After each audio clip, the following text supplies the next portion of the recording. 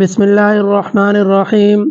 حدثني عبد الله بن محمد حدثنا وهب حدثنا شعبة عن أبي إسحاق كنت إلى جنب زيد بن أرقم فقيل له كم غزا النبي صلى الله عليه وسلم من غزوة؟ قال 19. قيل كم غزوت أنت معه؟ قال 17. قلت فأيهم كانت أولا؟ قال العسيرة والعشير. فذكرت لقتادة فقال العشير.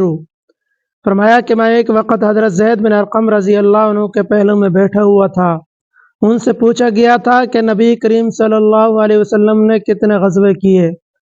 انہوں نے کہا کہ 19۔ میں نے پوچھا آپ حضور صلی اللہ علیہ وسلم کے ساتھ کتنے غزوات میں شریک رہے؟ تو انہوں نے کہا کہ 17 میں۔